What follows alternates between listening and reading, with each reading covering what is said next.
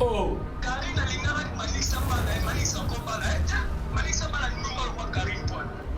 Il y a une population autour. Est-ce que rythme ça m'a pas quitté que Marie Manix Djibouti Azana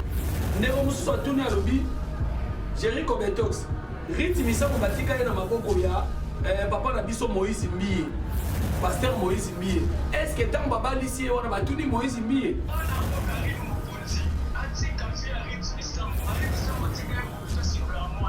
aha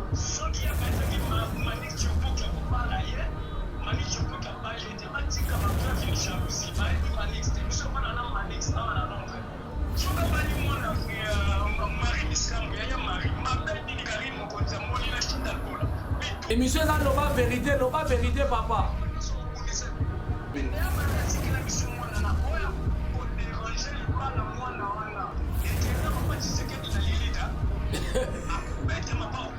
oh voilà émission na bino loba vérité kamolaka yango yo ebandi boya parce que biso tokoloba bokoto te tokoyebisa bino kaka boya mwana mboka oyo atia drapeau ya RDC na kingo parce que pour nous servir bino pour nous koyebisa bino mai nyonso ezali koleka na République démocratique du Congo voté à deuxième République Jericho Betox RDC de la presse mobile litutu na ekobenga bino boya pona nini ngonga ebelemi Jericho Betox ayena kolobela likambo parce que na moni bato ebele balobeli yango mais mon kilipe yoki nango mais l'air nous soupe aussi la Jericho Betox aloba. Merci beaucoup on a abonné nyonso ya Feza TV RDC. Bo continuer ko s'abonner, bo aimer ma vidéo, bo partager parce que biso to conseil la binoka musala.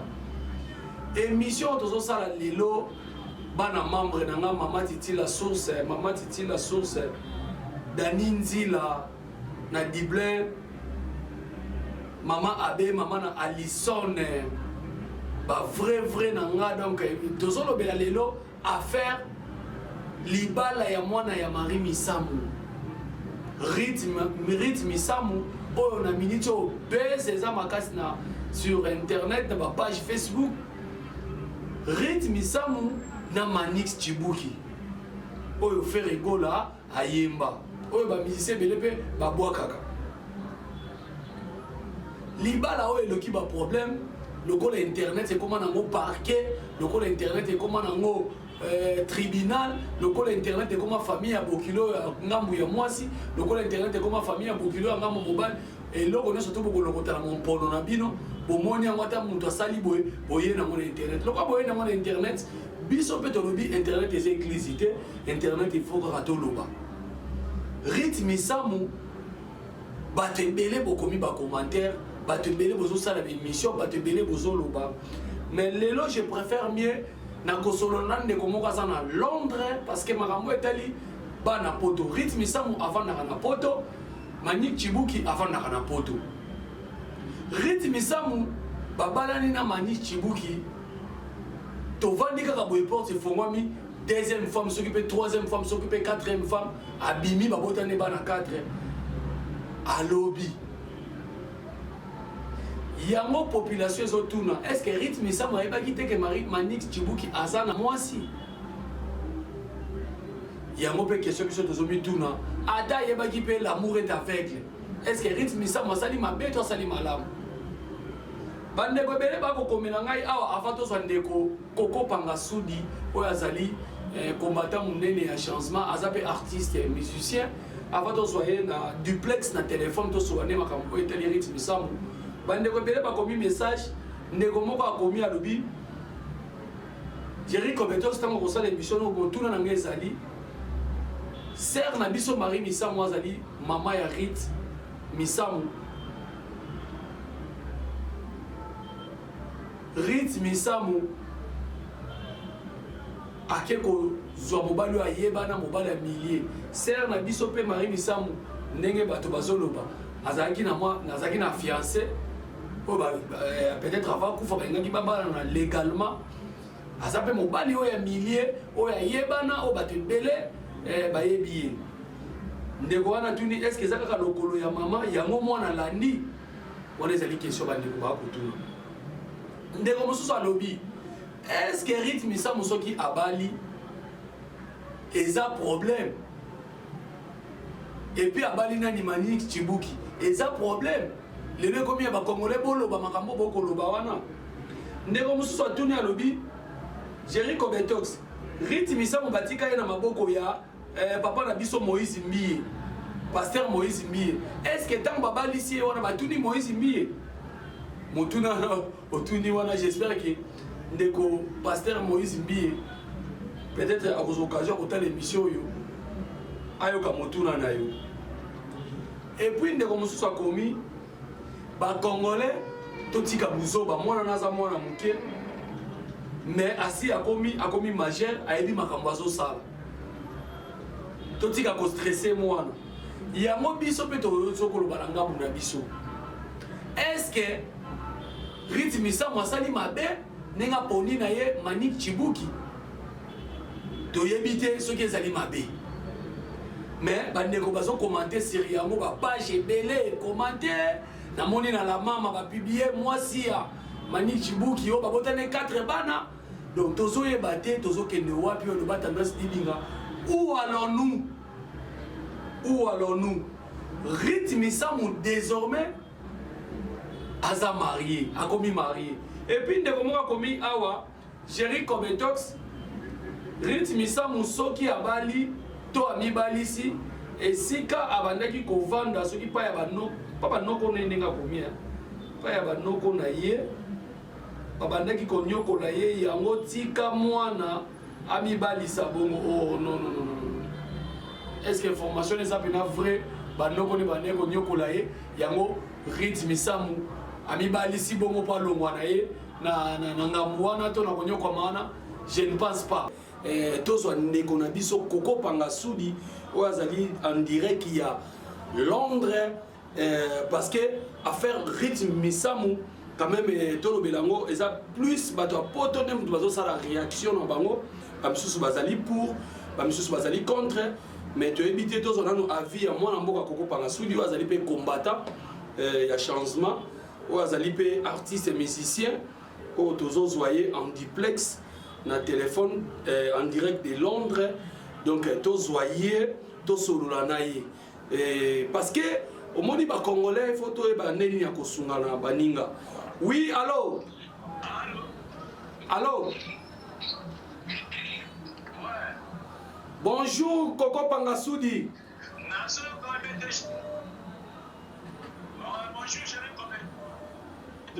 ouais aux en direct émission na loba vérité aux en direct émission na loba vérité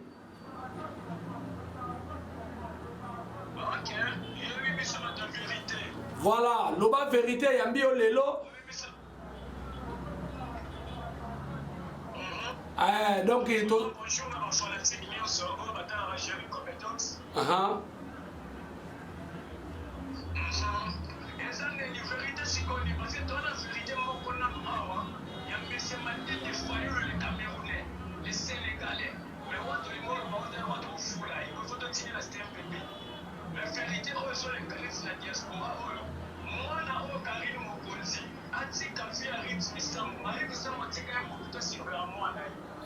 soki apenzaki Manick Chibuki akobala ye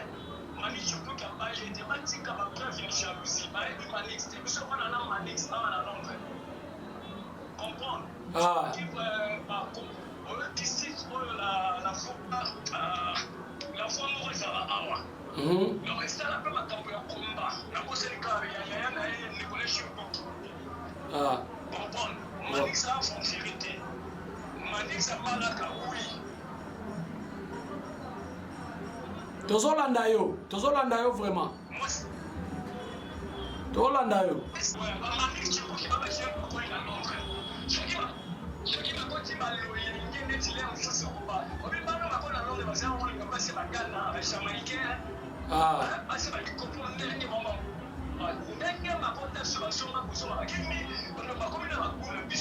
soka bali mwana Marie Misambo ya Marie mabel ni Karine Mokonzi moni na Chantal Bola bitula mo ya poto yango ngalingi naloba nalingi naloba boye likambo ya mwana Marie Misamu Rit Misamu eboti problème pena yo pozo apprendre biso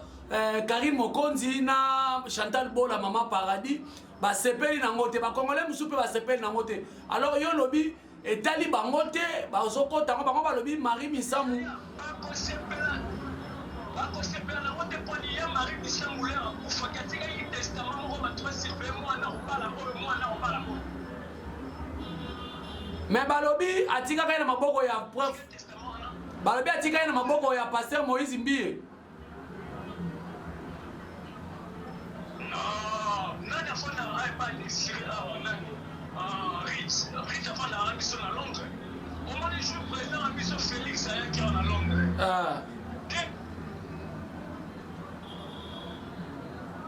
vraiment connexion eza mobulu allo connexion eza mobulu vraiment allo Koko Pangasudi allo nazoyoka allo bichou président aka na Londres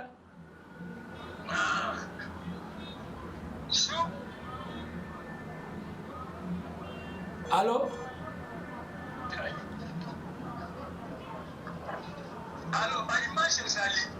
batika kotraumatize mwana soki Karine Mokonzi akobala te na vie soki ye na nase baobala te batika mwana bala eza no mwa moke eza age na bango te bango bamortisiere na bango esebeba Karine alingaka Manisa bala Manisa akobala te Manisa bala ndumba lokwa Karine poine émission eza loba vérité papa voilà ils a passé dans ma connexion voilà allô oui allô nasana allô ya bika connexion ana londe moi mon bébé bangule so ça l'éviter sur bino mais ngapena nana ngana mikala donc yozo pekisa Karine Mokonzi na Chantal Bola batika mwana ya Marie Misamu abala oyo nyonso akobundisa mwana ma oh là là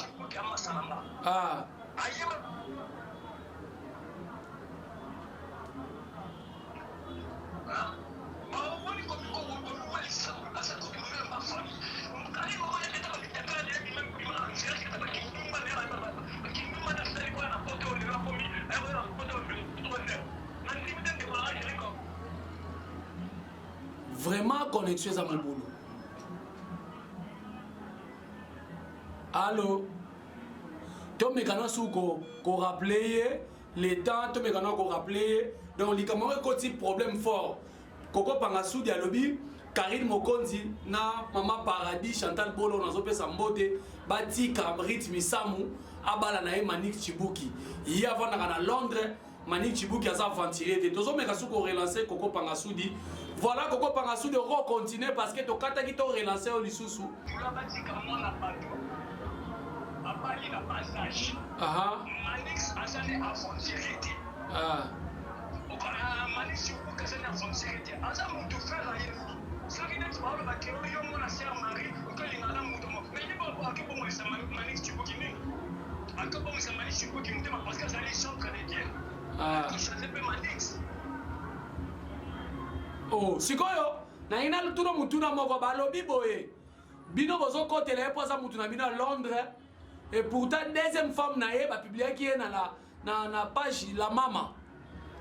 bino bozo kotela oh là là connexion vraiment ezo déranger biso makasi bana mboka bande kotubo linga Jerry Cobetox bozo ka ba vérité ezo bimaraka ke affaire ya Marie mwana Marie Misamu Rit Misamu Manisa zene pe mukolote comprendre batika na ngoto ko intoxiquer mo batika couple bato po balobaki pe ye Rit Misamu ko bala mwana mutu mukolo bongo ndeni madame mukolo ni mukolo ni be mo pesa Manisa pas même na ba 42 44 parce que par contre on mérite ça cause na ba 21 22 Manisa cause na ba 35 ba 35 net aussi sous-estimé asa mukolote. Voilà, Congo.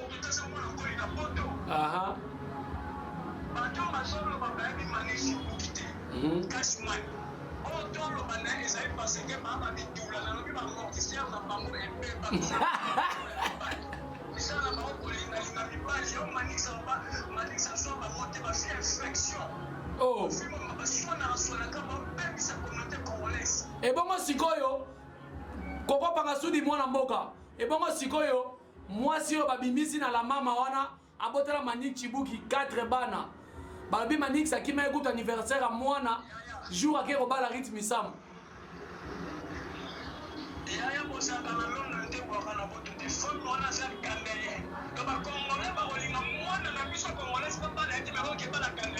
N'importe quoi.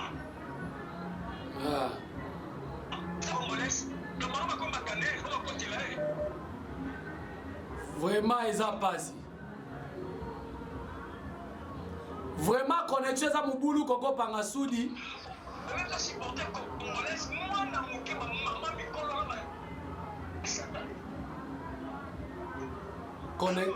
Oui, alors, connexion vraiment à Mouboulou, Koko Pangasudi. Na comprendre le message, na yo, public à comprendre le message, na yo. Donc, on le bibatika. Donc, on le bibatika, moi, on a un équimien. Batika libala wana dama yeye mapoto basika tofana na balondre biso to ba grand combattant so libala wana kufi ba musuma na poto ba usonga bakenya oh states na bango donc ba usonga bakenya o sentir ngana frère combattant mona suka komba donc ni pele tona pouvoir basaka na te ba collaborer to mo tika ba ba poto basaka na mona sœur Marie Misambu te donc ya Marie ako tika mona le awa poto ko kula so Manik sa no ba ya Marie no ba na mona c'est ba ka ko ke masot ya ma no ba na mona donc Manik Chibuka na ko sa sœur Marie na ko ba le lo mwana. Oh là là, connexion, vraiment connexion.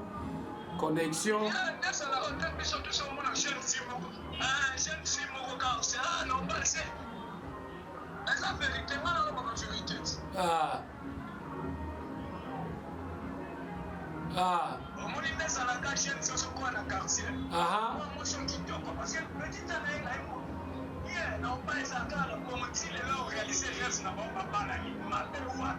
Sikoyo question suka nazo tuna balobi ke mwana na mibalisi na makasi po famille maman na place afanda ka banyoko la est-ce que c'est vrai? C'est faux et archi faux. Mon apôtre pour nous pour les ba l'apôtre tout ça ma social service tout ça ma organisation droit de l'homme donc c'est nous doit que nous pour la apôtre na âge wana qui a son Merci beaucoup Koko Pangasudi na tiki ça makamususu vraiment na connexion ngeza mobulu vraiment eza pasi donc analyse auto sala par rapport ya mwana ya Marie Misamu oyo babegirit Koko Pangasudi allo voilà to comme na biso na suka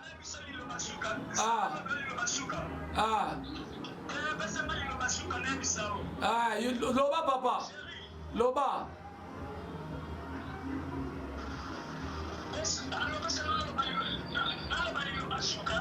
loba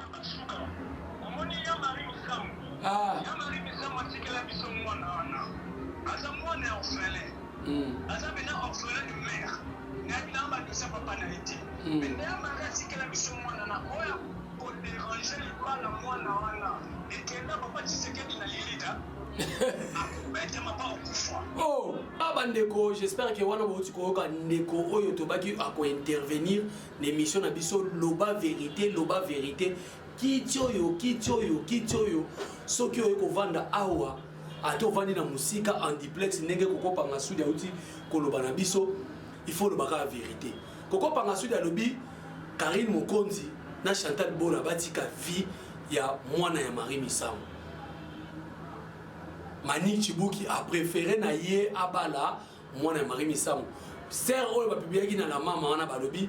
soki deuxième soki femme na ye o babala na ye balobi asa Ghanéenne azaki na mwasi mo étranger a préféré na ye congolaise. Donc bandeko na biso to aider pe na ndeko na biso rythme Misamu elo msupezaka sœur boko mona pe bali moko ya mabe mais même sous à travers ma bonne ligne à bino mobile n'a pas comme nous ça malam mais tu l'obité que mani Chibuki ça mutu mabe ce qui fait ayembi mani Chibuki n'est pas que mani Chibuki a comme na maseke tonani le bandeko botika na biloko wana c'est pas bien rythme samu asa mukolo asa adulte asa minorité par rapport ya oyo ozo kanisa wana Dorcas Lando depuis Kinshasa matete na peso ba mote bele na moni komelinga ozo landa émission ozo landa makambo ozo leka na Kinshasa. Merci beaucoup na bandeko tout bolanda ki biso na Feza TV RDC na lobi na bino désormais vous allez toujours branché et connecté na chaîne Oyo pour nous analyse pour nous émission ba invité kaka na kiti Oyo toto ba nous déplacer peut comme esika ba bandeko na biso bazali poto ya marabango. En tout cas pour ngai na koki kosukisa awa na dossier ya Manick Chibuki cash money na rythme samu Oyo lelo bandeko ebele et puis bino baser na biso apoto pe bandeko na ya mo ba ko Jerry Kobetok sona alo ba botika rapé nanu botika rapé na ko pelisa rapé moto nanu baser na biso apoto botika na pe ko pelisa na moto vraiment eza malamu te bolanda l'exemple le la mama Titi la source ba daninzi la na Diblin bandeko lokola bandeko na biso lokola ba Franchichi yo muluba cher o ba solo la bien bandeko lokola Sola de la Cruz malgré azo qui peut gérer comme toxicité pour un exemple il y a ma belle dinganga ma social moi c'est mon très doux vraiment à l'ingara sur la bien place ma belle ali après ça conseil place et pour et puis ça monte donc bandeko en tout cas dossier ya ndeko na biso mwana Marie Misamu ngaki na tanga mwa ba message bandeko na biso musu batindeli biso awa bandeko na biso bakomi pena bakomaki pena donc bandeko na biso oyo alobi Jerry Kobetok rythme Misamu asali mabe biso to bandaki kokanisa abala ata Moïse Mbi mama ndeko nanga mwasi okomi yo bandaki kokanisa de lokola eza likanisi to eza ndoto zonga na ndoto ke loba na ndoto ke makamana bandaki koloba ekokisami nango te rythme Misamu abali na ye Manick Chibuki bino banokanisa rythme bala frère Moïse Mbi siko yango nazotuna bino bozolingaka bafrère babalanaka bango na bango na bafrère basere babalanaka bango na bango basere ebongo babiso oyo eza pe na basere mosusu en Christ pena boye otali pena boye mon pono eza pe na bapaster mosusu bino bozosatendre que sero lokola azaka boye fo abala paster boye mon pono paster wana donc moto azane kaka moto mais likambo bolingo dictature à bolingo leki ya autorité militaire ce que bandi ko dicter yo okoya kolinga na moto liboma olinga pe mutu mususu na quartier ba mais finga batu boy mais au moins mutu moko atingami ye pona nini dictature à bolingo donc bandi ko na dossier ya Manick Chibuki et rythme Misamu en tout cas to ceux qui sont on to passer na makambo mususu ba congolais to lingi ba bisala sala trop merci beaucoup na bandeko tout bolandi ngai kimia za na mabota na bino Feza TV RDC bo s'abonner massivement partager vidéo aimer liker auto ko bana bino elongo vraiment Jerry Kobetok ça zali toujours pour na bino moi na mobali oyo chat drapeau na kingo pour na kolobela ba congolais moi na lobeli rythme ça mo pas congolaise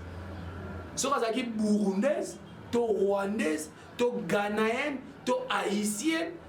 nengaki na lobileti lokola za congolaise Manick Chibuki pe asa congolais donc yango bomoninga na koti dossier oyo malgré ce que c'est comme une internet ba pexala bango muto alo baté mais keba mamba ba ganaye na ba tu mususu ba pays mususu na kota bangote malgré je suis chroniqueur journaliste donc c'est un peu ça merci beaucoup bana membre tokutani na mikolo koya bye.